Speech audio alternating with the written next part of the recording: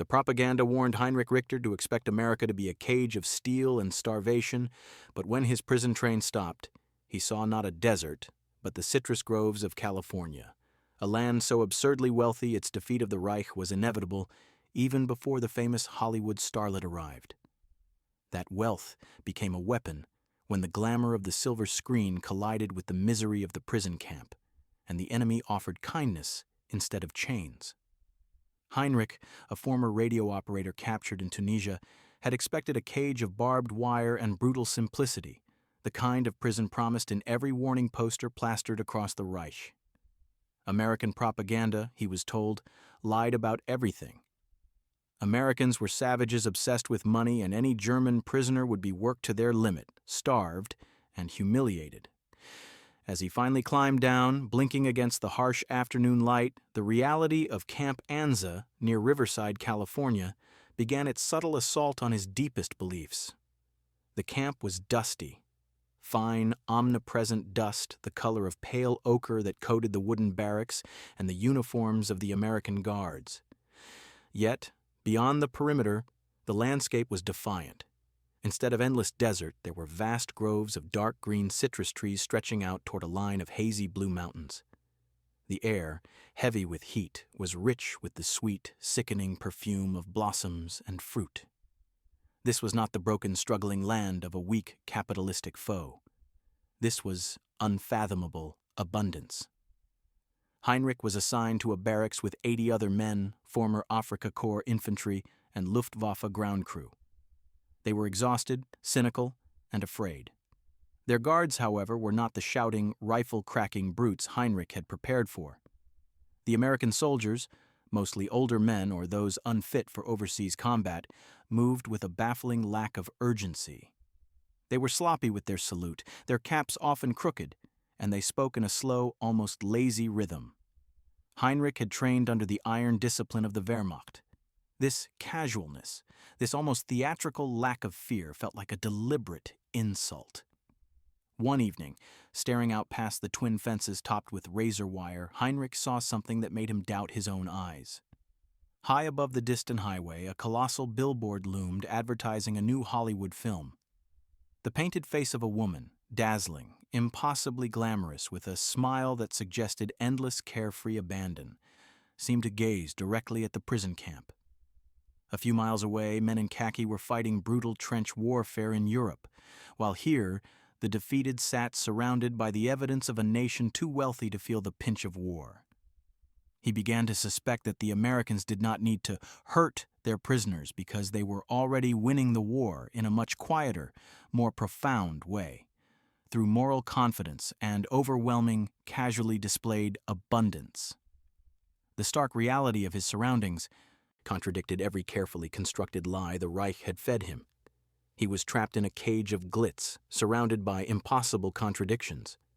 The proximity of that freedom, the constant reminder of the life just beyond the wire, was a form of psychological torture more potent than any physical abuse. The feeling of watching a victorious society from the outside would soon collide violently with the reality of his forced labor, forcing him to witness the source of that power up close. 3 days after their arrival, a small group of prisoners, including Heinrich Richter, were ordered to board an open-bed truck for a labor detail outside the safety of Camp Anza's double wire. For Heinrich, the fear was immediate and sharp. He expected this moment unseen and unprotected to be when the true advertised cruelty would begin.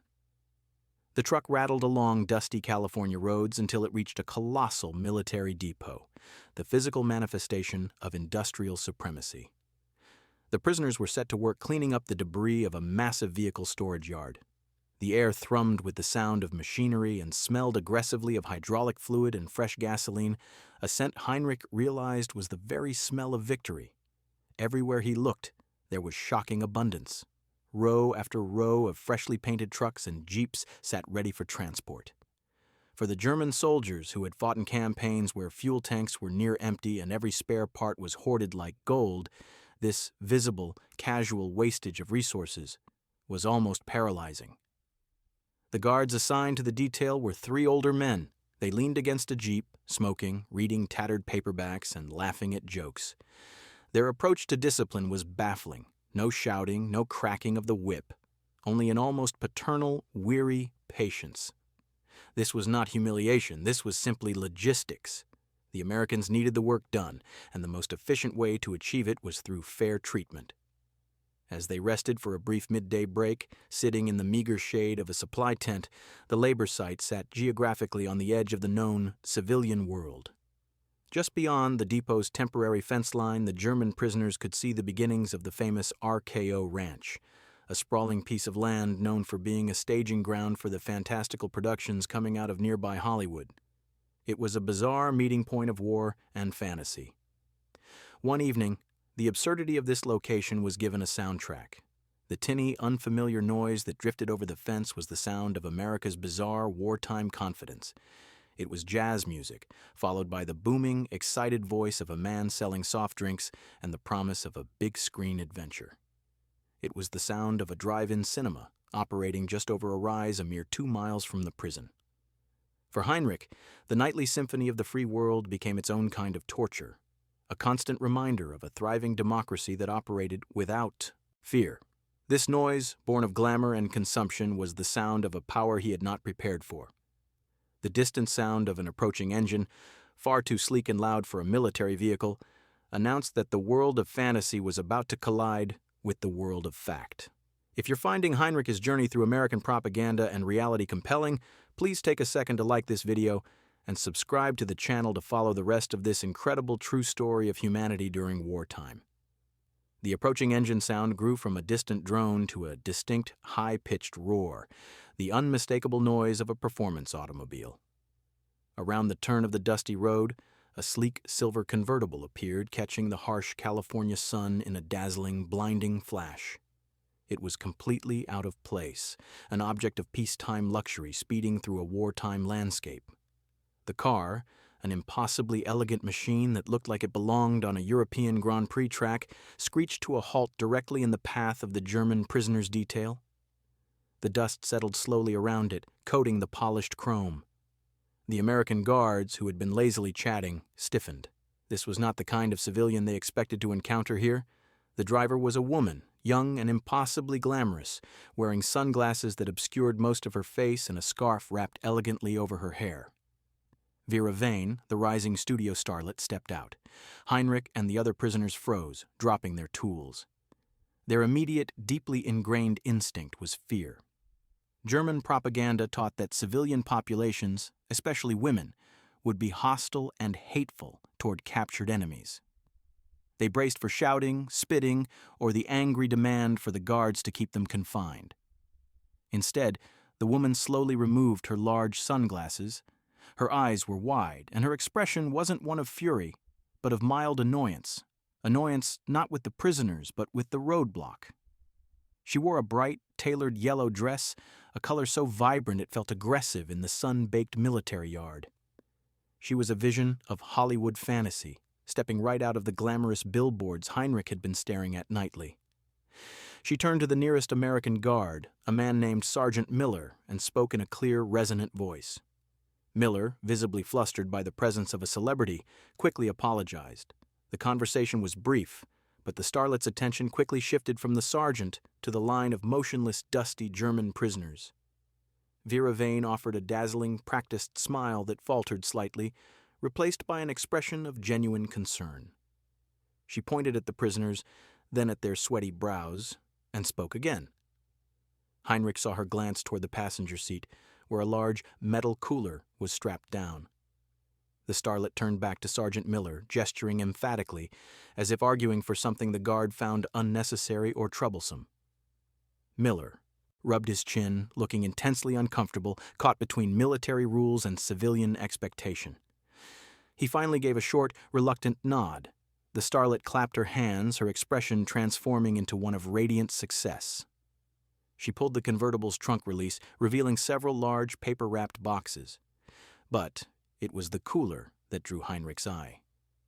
He realized that this woman, who existed in a world of wealth and illusion he could never touch, was preparing to do something that defied every rule of war he knew. She was not here to insult them or to see them suffer. She was here with something to share. The faint, hopeful clink of glass against ice reached Heinrich's ears. That sound, fragile and entirely civilian, was about to shatter the last of his carefully constructed cynicism. The silence that fell over the labor detail was heavier than the California sun. Every German prisoner watched as Vera Vane, the glamorous starlet, bent gracefully over the silver cooler and began pulling out glass bottles. The sound of clinking ice and condensation was the only thing audible, an entirely civilian sound that felt alien and impossible in this military zone. Sergeant Miller, the guard, shifted his weight uncomfortably, clearly wishing this surreal encounter would simply vanish. Meanwhile, Vera Vane, unbothered by the military formalities, approached the nearest line of prisoners. She spoke in her resonant movie star voice, asking the interpreter, "Tell them they look hot and that this is good for the dust."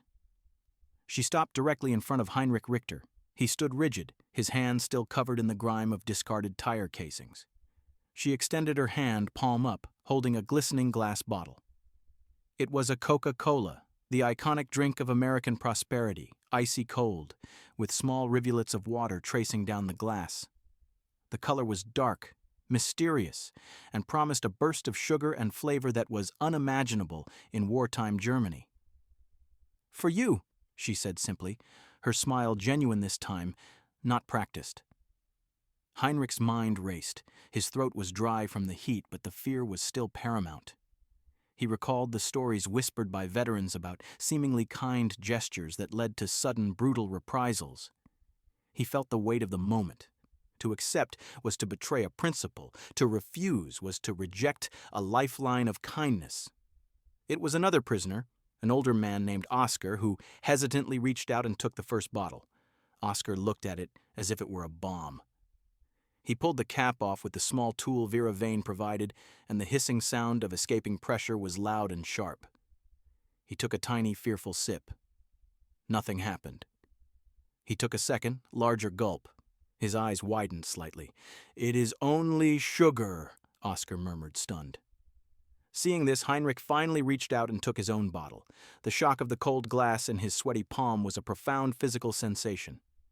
He pulled the cap and hesitated only for a heartbeat before drinking deeply. The sugary, bubbling liquid exploded on his tongue. It was overwhelming, an intense, vibrant, and utterly unnecessary luxury. For months, their lives had been defined by scarcity. The Coke was the opposite of scarcity. It was proof of an effortless, bottomless abundance. The exchange was quiet, solemn, and quick. Vera Vane ensured every man received one bottle, even the guards. She told them her studio was nearby and she often saw the trucks pass. In handing out that simple drink, she shattered the German propaganda machine for every man present. It was not the size of the gift, but the effortless, casual abundance it represented. It proved that this was a nation operating far outside the realm of desperation. As quickly as she had arrived, Vera Vane gathered her empty cooler, gave the prisoners a final, almost bashful wave, and sped off in her silver convertible, leaving behind a plume of dust and the profound, sticky evidence of her kindness. Heinrich stood holding the empty, cold bottle. The war, which had seemed so clear and absolute just hours ago, now felt fuzzy, defined not by ideology but by the clinking of ice and the sweet, forbidden taste of the enemy's favorite drink. He knew he had to keep this bottle. He quickly cleaned the bottle, peeling off the damp paper label and hiding the smooth, ribbed glass beneath his thin mattress, treating it like a sacred artifact. The Starlet's gift had delivered a shock more potent than any shell. What would you do if you were Heinrich? Would you drink the forbidden Coke, or fear it was a trick? Comment below with your thoughts on this incredible moment of wartime humanity. Back in the barracks that evening, the air was dense with unsettled disbelief. The consensus was immediate and loud. It had to be a trick. A Hollywood starlet did not stop a convertible to give cold drinks to the enemy out of simple kindness. Corporal Oscar argued it was purely a cruel display of wealth, but Heinrich, clutching his hidden bottle, felt his foundation of belief tremble. He remembered the starlet's genuine, slightly awkward smile and realized this act was too impulsive to be a public relations stunt. The confusion only deepened the next morning when the camp major addressed them, calling the incident standard American generosity, further baffling the prisoners. The major then mentioned the Starlet had made an inquiry about what else the boys might need before returning to her studio. This detail, her follow-up concern, shook Heinrich more than the coke itself. Why would she care? 2 weeks later, the answer arrived. The men were back on the depot detail when another sleek car approached, but this time the car held several large, taped-up cardboard boxes, clearly marked with the stamps of a Los Angeles University library. This was not an impulse stop. This was a planned, thoughtful intervention. Vera Vane approached the men. She was less glamorous, wearing a simple cottons blouse, but her expression was one of sincere purpose. She opened the boxes, revealing German-language books, not propaganda tracts, not political works, but classics, Goethe, Schiller, volumes of European history, and technical manuals on engineering.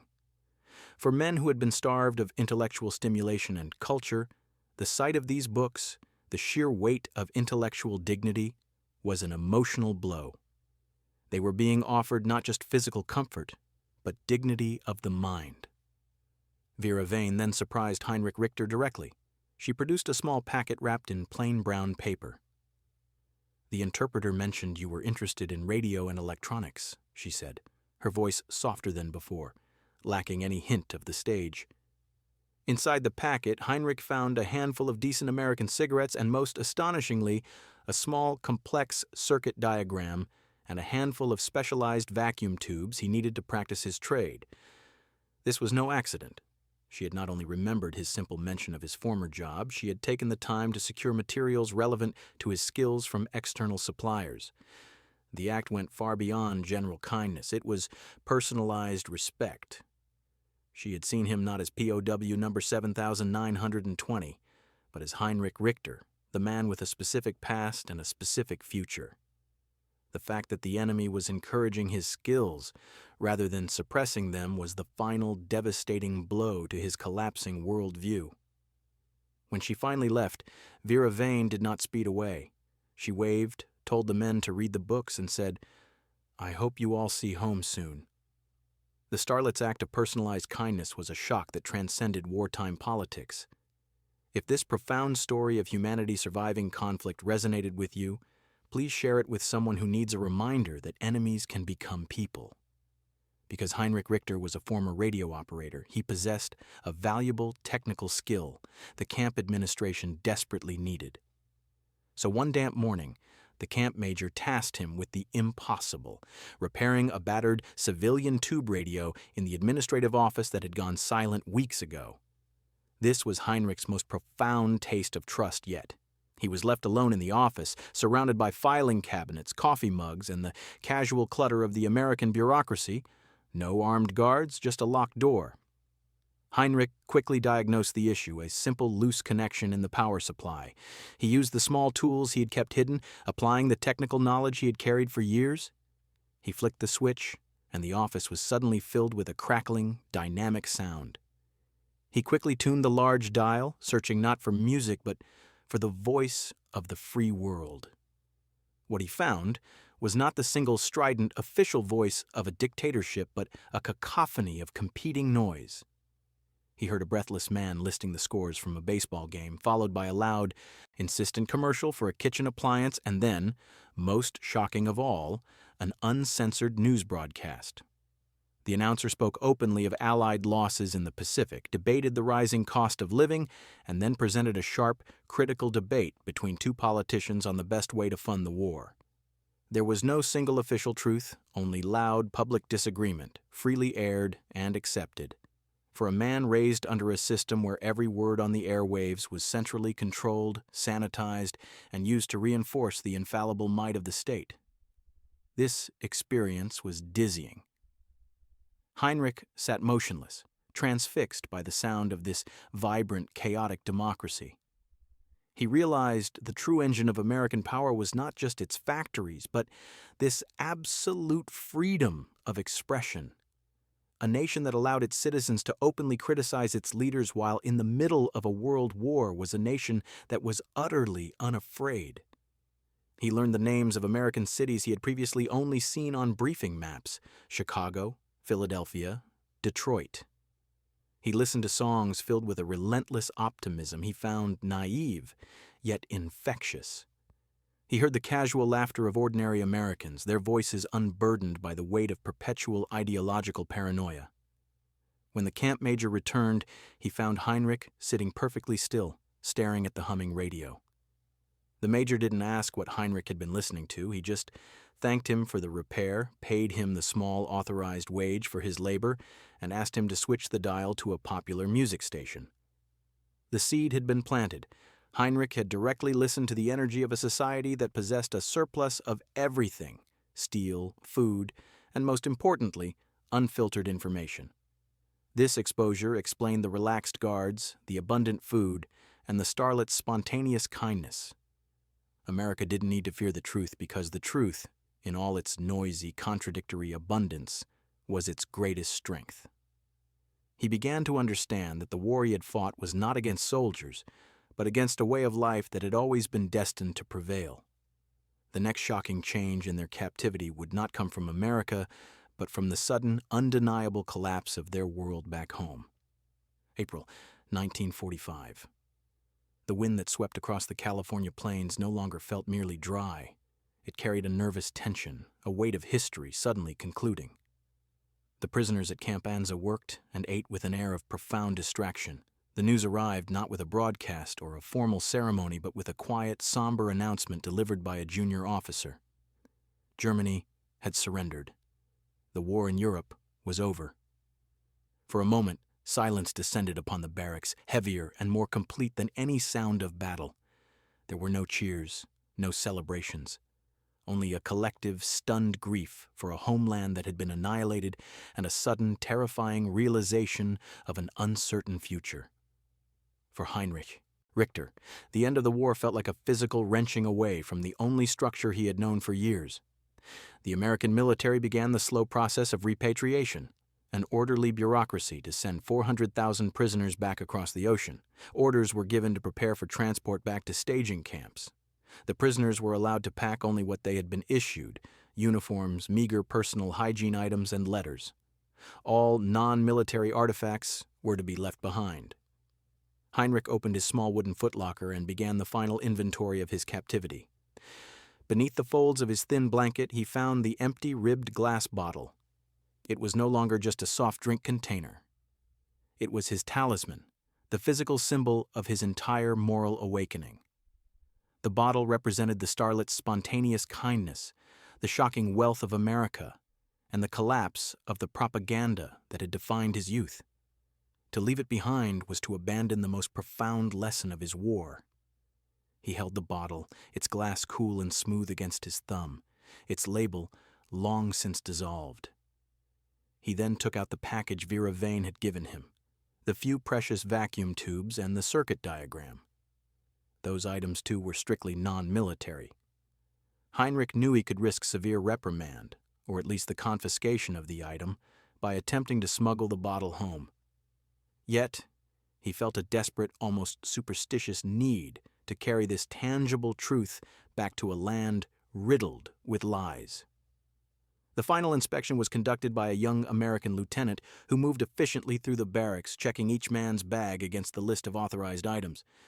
The lieutenant was all business, stopping abruptly when he noticed the bulky, oddly shaped item wrapped in a spare sock in Heinrich's bag. He pulled it out, the glass bottle. The lieutenant's eyes met Heinrich's. The young German said nothing, simply holding the gaze of the officer, letting the profound meaning of the object speak for itself. The lieutenant looked from the bottle to Heinrich's earnest face, then out the window toward the citrus groves. He seemed to grasp, in that momentary silence, that this was not merely contraband. It was evidence. After a brief, heavy pause, the officer quietly and deliberately handed the bottle back to Heinrich. "You didn't hear it from me, Private," the officer muttered, his voice barely a whisper. "But I reckon some things are more important than regulation." Heinrich nodded, his throat tight with emotion he couldn't articulate. He quickly wrapped the bottle and placed it deep within the bag. The journey home would be long, difficult, and frightening. But now, he carried something more valuable than gold. He carried a small glass container filled with the truth, a truth he was now prepared to defend against the rubble and skepticism of his defeated homeland. The greatest transformation was not in the landscape he was leaving, but in the man who was leaving it, carrying the quiet proof of unconditional human grace. The voyage home was long and fraught, carrying Heinrich Richter and thousands of other former prisoners across an ocean now safe for passage, yet freighted with the sorrow of defeat.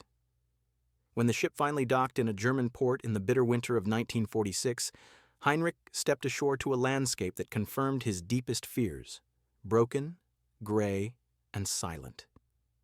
His home city was a maze of ruins, and the spirit of the people was cold with exhaustion and uncertainty. But Heinrich was not the same man who had left. While others spoke of hardship and injustice, he spoke of Coca-Cola and kindness. He spoke of the unimaginable wealth of a nation that could afford to share its luxuries with its enemies. When he found work as an English interpreter for the Allied occupation forces, his American slang, learned not from textbooks, but from guards and, indirectly, from Hollywood, earned him immediate attention. American officers were constantly astonished to hear a German speaker use phrases like "no big deal" or "you bet." He became a quiet ambassador, a human bridge between the occupying forces and the skeptical German population. His stories were his most powerful tool. He would tell locals still clinging to the propaganda of American cruelty about the Starlet, Vera Vane, the books, and the sheer abundance of food. His listeners often reacted with suspicion, believing he had been turned, or that he was fabricating tales. But the conviction in his voice and the palpable truth of his changed perspective slowly began to penetrate the cynicism. Heinrich's technical skills, honed by the circuit diagram he had risked keeping, led him to a job in Munich in the burgeoning post-war film distribution sector. His work was deliciously ironic, helping to import and localize the very Hollywood films he had once heard, faintly crackling over the fence at Camp Anza. He was now actively participating in the diffusion of the American culture he had once been taught to despise. He married, built a quiet new life, and rarely spoke of the war, except when he saw a familiar look of hopelessness or distrust in a young German's eyes. Then he would tell the story of the Coke bottle. In his small office, on a clean wooden desk, he kept a single artifact: the empty, ribbed Coca-Cola bottle, polished and pristine. It wasn't a relic of the war. It was a relic of peace. It was the physical evidence that humanity could assert itself even within the confines of captivity. It was a testament to the fact that American power was not merely military or industrial, but fundamentally moral. He never saw Vera Vane again, but he realized her simple, spontaneous act had achieved a geopolitical victory more profound than any treaty. It taught one young, cynical soldier that his enemy was capable of grace. Heinrich Richter carried that grace home and spent the rest of his life quietly, transmitting it to his countrymen, helping them to heal and look forward.